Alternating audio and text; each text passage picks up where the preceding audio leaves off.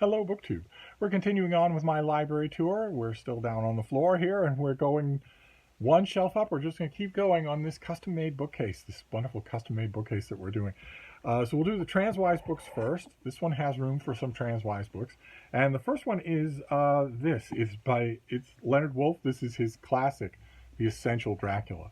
I have two paperback copies of this because I go at the heavily reinforced main one that I have. I go at it all the time because this is just so wonderful. So when I saw a brand new copy just a few years ago, I saw this and thought you better grab it because you don't know when your main copy is going to just wear out completely. So this is a double. This shouldn't be in here. There should be in another bookcase. I'm glad that I came across it because I will set it aside. But this is Leonard Woolf's heavily annotated edition of Dracula. It is just so much fun. Annotated editions can be hit or miss. Dracula certainly does not need it. You will definitely get caught up in this whether you know anything about the annotations or not. But Leonard Woolf's annotations are so fun and so exhaustively nerdy that I love it. It's one of my favorite annotated editions. Then we have a double. This is a double of William Service's book Owl. This is another one where when I see this, we've seen it already on this channel. Is it within reach? No, it doesn't look it. But this is another one that I grab whenever I see it because it's out of print. It's going to stay out of print, and it is so good. It's just so good. The story of a man who adopts a wild owl, which is a story that there have been many books like that, but this is just utterly delightful and illustrated as well. I always show the illustrations there. There is Owl. It's delightful and illustrated and also touching. I cannot sing its praises highly enough. So doubles exist in here, and I'm not all that fired up about getting rid of the doubles of Owl because it's such a small book that I guess I don't have to worry about it much. The Essential Dracula, I shouldn't have two volumes in here just because I love it. Okay, then we deal with the normal books here. Oh, and the first book, this is the very first one, is an example of something that shouldn't be in here. This is from, the pub sheet is still in here. This is from 2009. What have we got here for the pub sheet? Yes, okay.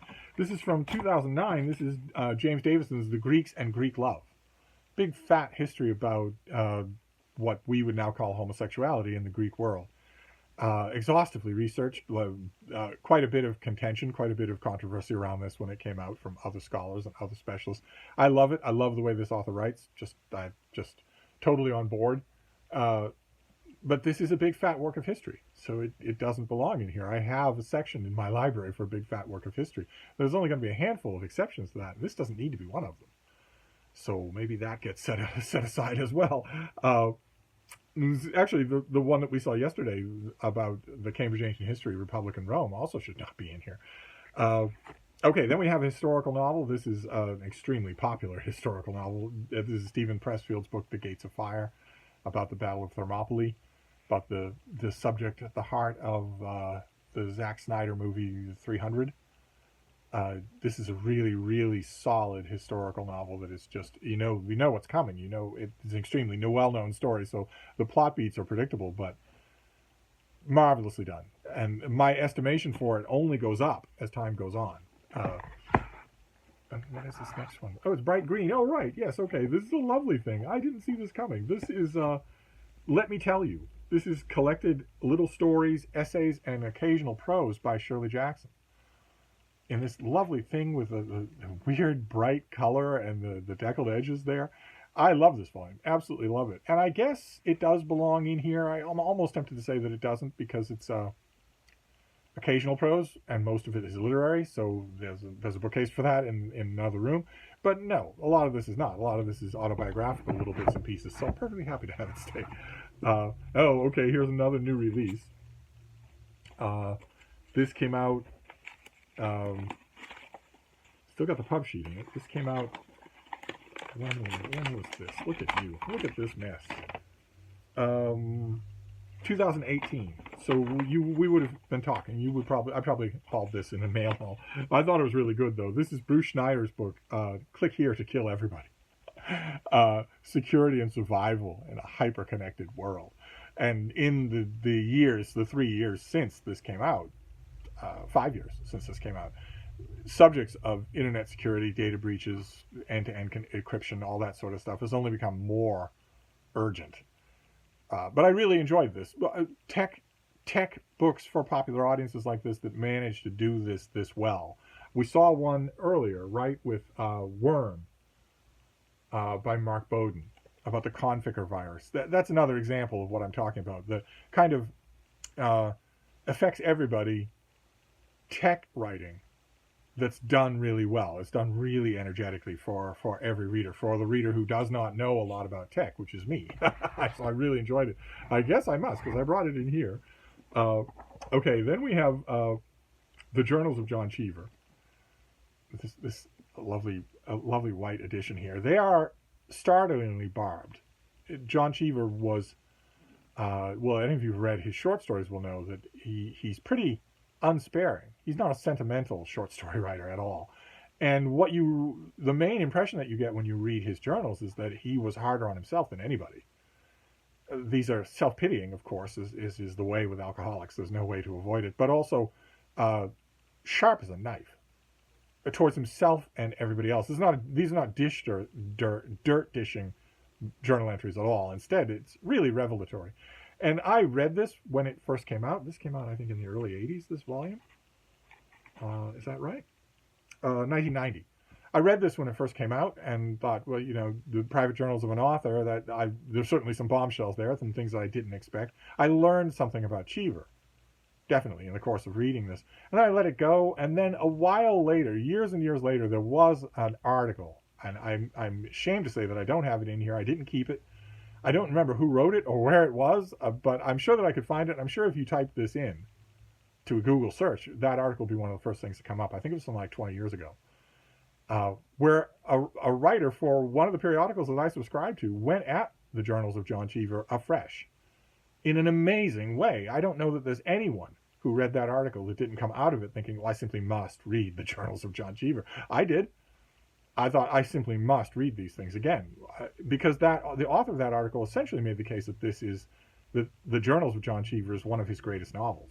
That all of the stuff that we see in his novels, not that this is made up, but that all of the elements that we see in his novels are unbearably present in this book. I remember thinking when I finished with that article, wow, I've got to keep an eye out the next time this shows up at the Brattle, because it will, and I would ignore it otherwise, but I won't when it comes up again. So when it did, I grabbed it. Oh, okay, great. Fantastic. This is Zach Davidson. This is Yurei, the Japanese Ghost.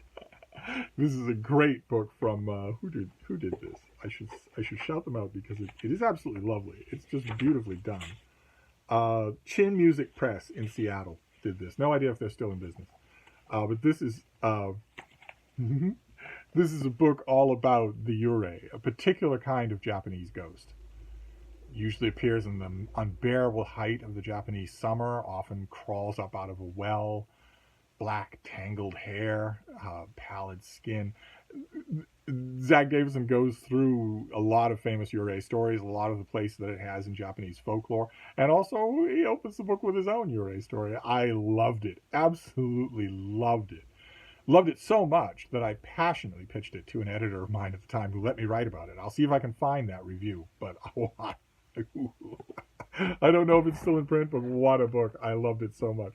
Okay. This next one is a classic, in a way. This is definitely a classic. I went and got this. This is annotated by Steve Wells. They did a masterful job. This is the Skeptic's Annotated Bible, which is kitted out to look like the family Bible with the cloth bookmark and the leather and all that. But it takes you through the Bible verse by verse, chapter by chapter, pointing out questions in the text, but also contradictions, errors, that sort of thing. Just it goes through, and it's masterfully done. I hesitate to say that it's revelatory because as I've mentioned on this channel a few times before, your faith should not be based on whether or not an ancient Middle Eastern manuscript is accurate about the dynasties of Egypt or whatever. Your faith obviously cannot be based on a book. The book has to be at most a channel through which the real heart of your faith touches you. But that's what this book, whether we agree on that or not, that's what this book does. It goes through the text, commenting on it. But unlike other biblical commentaries, here the point of the commentary is to find error, to find contradiction. So it'll only work really for a particular kind of reader, a couple of particular kinds of reader. It would be a deadly thing to give this to a snarky, sneer at everything 13-year-old. That would be a deadly thing to do. But if you are either a comfortable atheist, someone who doesn't need to deride other people in order to simply say, there's no evidence for your goblins. There's none whatsoever. So you're free to believe in them, but I'm not going to, and I'm not going to act like I do. Or you're firm in your faith, which is to say that evidence is beside the point. And this fills me up like light in a vessel. This changes my life, so I know it's real. Okay, fine. If you're at either one of those two ends of the spectrum can talk to each other happily and can share wine and calzones together. I know this for a fact. It's only the people in the middle that are warring about the trivialities that this would not be a good book for either one. But fascinating in its own right. I learned about it. I don't remember where. I learned about it online. I remember that. It didn't come to me from a publisher. I learned about it online, and I went out and got a copy. I went online and bought a copy for full price, which I almost never do. I figured I'm probably going to want this. I'm probably going to want to have this, for a whole bunch of reasons. And so, oh,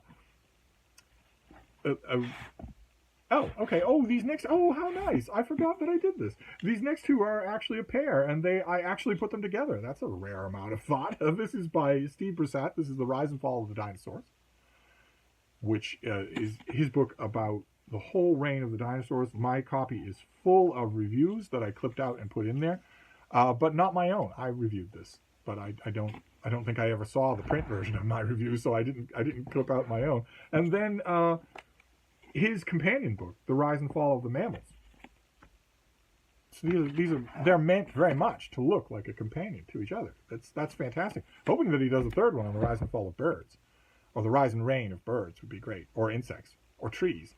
But I'll take this. This was wonderful, absolutely wonderful. I'm pretty sure that I reviewed this as well, but there are reviews in here from other venues, but not from me. These next two are oversized. I think before. Oh, okay. This is great. I found this at the Brattle.